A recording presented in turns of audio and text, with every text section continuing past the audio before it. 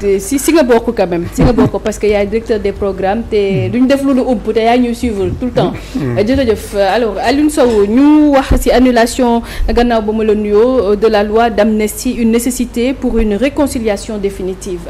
oui effectivement maa ngi leen di sant bu baax a baax di leen gërëm kontaan nekk ak yéen ci plateau bi oui alors loi d'amnistie dafa doon loo xam ne président Macky Sall avant muy yegg si ci nguur gi daf ko tegoon selon justement certains dire président Macky Sall dafa xalaatoon ni ak situation dëkk bi ni mu demee woon ci ñetti at ci ca gannaaw taw yu bari yi fi amoon tiñalante bi reyante bi yàqutee fi et puis ça faisait que ni effectivement yu bari xawoon na déstabiliser réew mi finalement il a pensé moom le président d'alors Macky Sall que la meilleure solution c'était de procéder à une loi d'amnistie loo xam ne Sénégal yëpp ñu ci bari d'accorduñ ci woon parce que dañu xalaat ni yi fi xewoon ñu bari dañ ci waroon am lu leer par rapport ak niveau de responsabilité yi d'abord mais niveau yi surtout de responsabilité yi parce que yàqute fi bari woon na trop surtout nit ñu bari ñu ngi wax ni plus de 85 Sénégalais dee nañu ci coow yooyu nga xam ne ñu ngi jóge woon entre l'opposition ak nguur gi opposition bi nga xam ne d'accord ñu woon ak doxalinu président ak doxalinu pouvoir bi aussi waroon marquer son autorité pour justement assurer la paix sociale dans le pays bi nga xam ne moom moo ñu unir te pour loolu dañu wax ni état moom mooy le seul dépositaire donc de la violence légitime donc ci ay situation état am na droit pour maintenir l'ordre encore une fois et assurer la paix sociale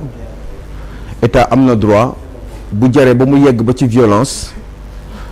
mu def ko te violence boobu en général bu ci naree procéder via les forces de l'ordre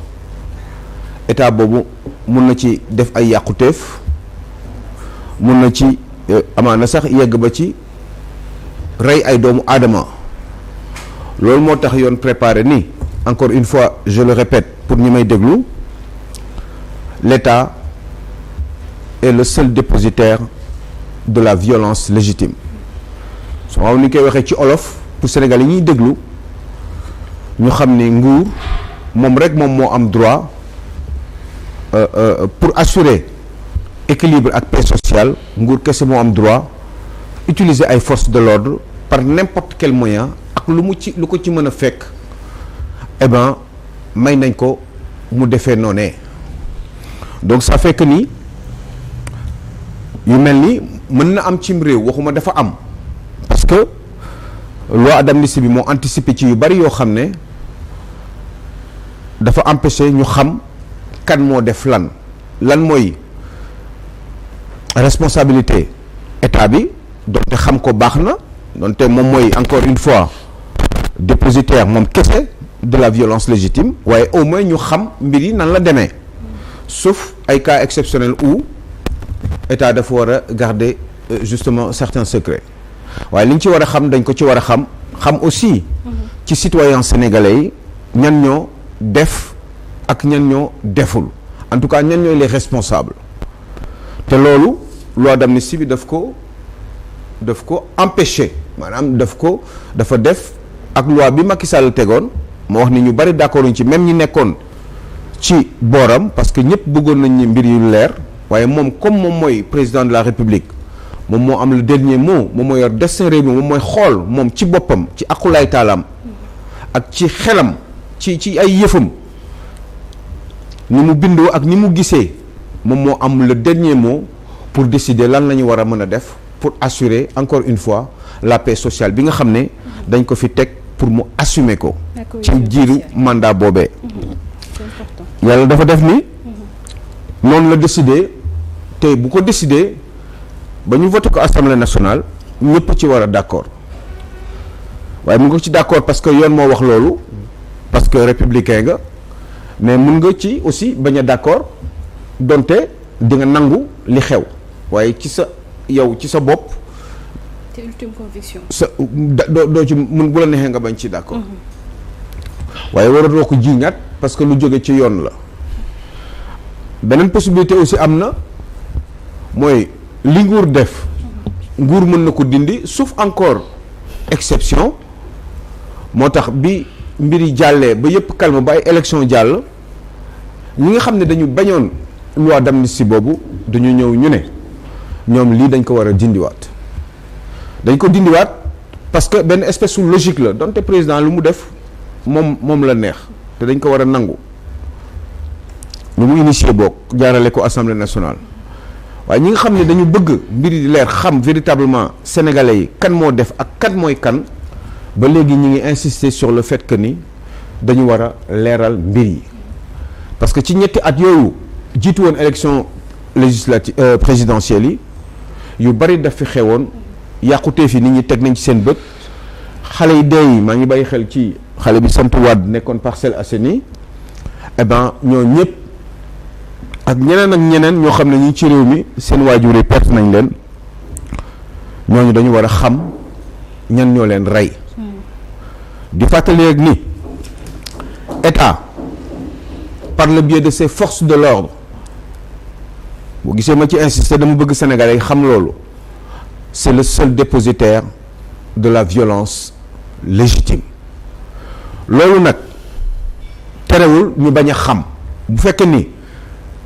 plus de 85 morts yépp ñuy wax ou 87 état bi moo ko def au moins ñu xam mais xam ci yan conditions la ko defee ak lan moo tax mu def ko encore une fois sauf situation ou cas exceptionnel où effectivement am na yoo xam ne état mënu ko wax pour rien que def en sorte que équilibre ak paix sociale continue di am parce que am na yoo xam ne xëy na boo ko waxee dina am loo xam ne peut-être mun na yàquteef par rapport ak yow li nga bëgg ci paix sociale léegi nag loi d'amnistie bi ñi nga xam ne dañu mel ni sama genre ñi ak sénégalais yu bari en tout cas les esprits libres ñi ngi jéem a seet toujours kan moo def lan parce que bu fekkee ni c'est un jeune kàngam wala benn oustaz Assane Diouf moom moo def tooxi doona wax dëgg yàlla la citoyen sénégalais la dañu war a xam non seulement ndax moo ko def waaye ci anam yan la ko defee ak en dernier ressort li tax mu def ko. d'accord li oustaz moom bu defee dara moom dañ koy yóbbu man bokk naa si ñi nga xamante ne maa koy gunge ba pare jiital ko. mais Alioune foofu ba ma bëgg ñu def benn récap balaa ñoo jàll si deuxième point bi muy que ni da nga wax déjà annulation de la loi d'amnistie une nécessité pour une réconciliation définitive kon yow da nga jàpp ne annulation loi d'amnistie boobu jamono ji c'est une obligation wala c'est une nécessité pour que ñu retrouver waat la paix et la stabilité sociale dans le pays. xam nga. 30 secondes ñu dem ci deuxième point bi. li jotoon a xew ci. Afrique du Sud war na mën a jox exemple ñu bari. d'accord. moi je suis pour que ni ñu def comme Afrique du Sud li fa xewoon effectivement dañu war a xam kan moo def lan. te pour loolu il faut que loi d'amnistie bi ñu teggi ko. d'accord bu ñu ko teggee ba pare on pourrait penser justement pour assurer la paix sociale. et la stabilité. mun nañu et la stabilité dans le pays mun nañu fexe ba créer une sorte de commission. vérité. d'accord. et réconciliation. Deuxième point bi di ténor politique une alternance générationnelle en vue. oui bravo Walf Quotidien. en ce moment damay yombal lu bari ci xalaat parce que je vous lis et je suis très content de vous parce que day tax ma gaaw a réfléchir sur des solutions ou sur des idées sur lesquelles justement on peut discuter. D'accord. donc bravo à vous xaw ma kan moo bind texte bi ci biir mais ténor yi dama yàgg di leen xalaat ni dañ fi war a jóge parce que man gëmuma ni mun nga fi def 20 ans ci politique ba pare continuer di ko def ba ngay dee. j'ai jamais été d'accord avec le cas de Moustapha Niasse qui justement pendant des années moom moo def politique heure bu mu commencé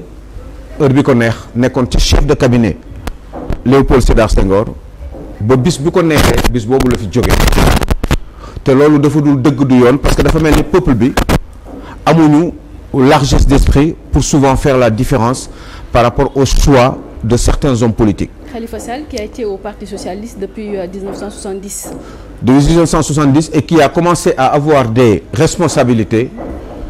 depuis le début des années 80. Man mënuma xalaat nit ki def politique pendant 40 ans.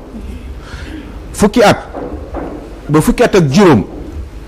loo waxul wala loo deful cim réew gëm naa ni concrètement dootoo ko defati. ñu ñëw sur le cas Rewmi. Idrissa Seck idem mais je pense que ni il commence à comprendre que ce n'est plus possible sauf que moment bi ñu koy comprendre mooy moment bi nga xam ne amatuñu choix malheureusement parce que ils ont été définitivement politiquement évincés donc ils n'ont plus le choix. Évidemment, il y en a d'autres qui sont là. Par hasard, ils sont entrés en politique ou parce que c'est papa qui était présent et qui a un peu joué sur l'influence. Le cas de Karim Wade, entre autres. Mais je suppose que ni, il a encore le choix de continuer à faire de la politique parce que li mu se poser comme ay acte mooy moment bi mu nekkee ministre justement aux côtés de son père et que entre-temps justement du ciel et de la terre et de moom la Birame Souleye moom la yor aussi actuellement bah comme je vous dis souvent Karim Wade avait le ministère des transports terrestres, des transports aériens, de la coopération internationale et des infrastructures. Aujourd'hui l'actuel ministre justement ki nga xam ne moom moo remplacé El Malick Ndiaye a exactement la même chose sauf que la différence nu mu tudd xaw ma nu mu tuddati je ne sais plus moi xaw ma Yankhoba Diémé il a exactement les infrastructures, les transports aériens et les transports terrestres. C'était le cas de Mansour Faye. Mansour Faye avait exactement la même chose. Donc, ils se succèdent et ils se ressemblent. C'est pour ça que quand je vous dis que c'est la même chose, c'est le même état d'esprit et qu'une rupture définitive n'est pas encore validée dans ce pays et qu'à un moment donné, peut-être un jour, un autre Sénégalais viendra et fera ce qu'on appelle véritablement une rupture en commençant par poser des actes, bien sûr. Commençant par soi-même. boo desee si cas wu Karim Wade bi je ne pense pas que foofu alternance générationnelle dina fa yomb vu que moom communiqué lay génne depuis boobu ba léegi mu ngi ñëw mu ngi annoncé son retour et que qu'on le voit toujours pas. C'est toujours une stratégie. L'ayatollah Khomeini est resté quoi? Plus de 10 ans en tout cas. En Normandie, en France, pendant qu'il faisait de la politique avec ses collaborateurs qui étaient sur place autour de Téhéran, si je puis dire, di ko préparer liggéey bi ci kaw ak ci suuf. Donc je crois que ni la distance ça ne pose pas véritablement de problème pour faire de la politique, surtout avec ce qui se passe aujourd'hui. Un monsieur expert de l'IA est en face de moi et qui pourrait confirmer ce que je dis parce que léegi mën nga toog fii di lijjanti li ci xew ca Melbourne à plus de 12 000 kilomètres donc de distance depuis le Sénégal. Donc bu la neexee léegi nga xam li xew sur justement le boulevard Haussmann tout de suite et maintenant à la seconde qui suit il suffit juste de cliquer et de zoomer. Et si on prend le cas de Amadou Ba. Amadou Ba, un monsieur qui est rentré par hasard en politique parce que certainement les leaders qui se sont succédés par voie de suffrage ñëw ci nguur ont eu certainement confiance en lui par rapport à son justement expérience au niveau justement des impôts et domaines, qui est un spécialiste de beaucoup de choses, notamment ci wàllum alal. Donc certainement ils ont eu confiance en lui et comme l'appétit vient en mangeant, eh ben il a pensé qu'il fallait qu'il continue pour nekk njiitum réew. Sauf que c'est un monsieur avec un style différent parce que j'aurais comme l'impression que des fois dafay bëgg lu yomb nag mooy da nga bëgg nekk président de la République sans vouloir mouiller véritablement son maillot. C'est un monsieur qui est certainement bon par expérience, mais capacité bi nga xam ne moom la war a nit di am pour mën a am des réflexes rapides pour mën a jël ay décisions pour jël réew loolu man wóoluwuma ko ci. li nga xam ne nag mën naa ko ci wóolu mooy am na expérience de pratique dans la haute administration, surtout ci wàllum finance publique. Mais loolu kese man dama yaakaar ni doyul. D'accord. Parce que j'ai l'habitude de voir dans ma vie des lèche-valaisans qui étaient des ouvriers. D'accord. Et qui ont fait des choses énormissimes dans leur pays, comme la Pologne, ou des gens comme actuellement le président Lula du Brésil. D'accord. Bi nga xam ne ñëpp xam nañ ni ku bëgg nga dem seet Brésil la fa Lula def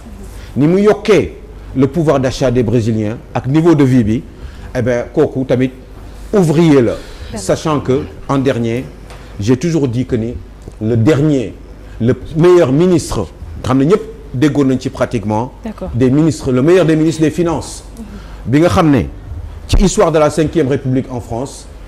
kooku wax dëgg yàlla Pierre Bérégovoy la tuddoon te kooku plombier la woon.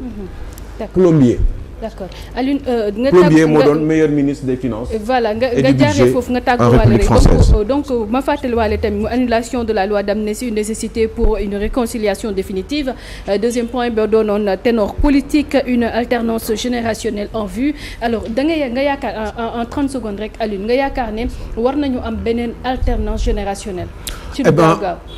alternance générationnelle à la limite oui. Sauf que je ne veux pas qu'on s'en arrête là. Je pars du principe que nit même bu fekkee ni da nga commencé nga doon sénégalais commencé di def politique à 25 ans di am ay responsabilités. wax dëgg yàlla balaa 50 ans war nga mën a def leneen parce que je vous assure que ni kooku amul leneen lu mu mën a def. kooku amatul leneen lu mu mën a def. ci 20 ans boo deful li nga war a def wala mu am ay manquements. ça veut dire que foofu la sa limite yegg. li nga war a def kay mooy tegew ne même bu fekkee ni moins de 50 ans nga am tegew ne li nga am comme expérience surtout ci mauvaise expérience yi nga fexe ba di conseiller ñi ñëw donte sax mën nga leen mag. donte mën nga leen mag man je pense que ni Khalifa Sall a moins de 70 ans wala ci la yam mais ci temps bi mu def ci politique. il ne doit plus être actif politiquement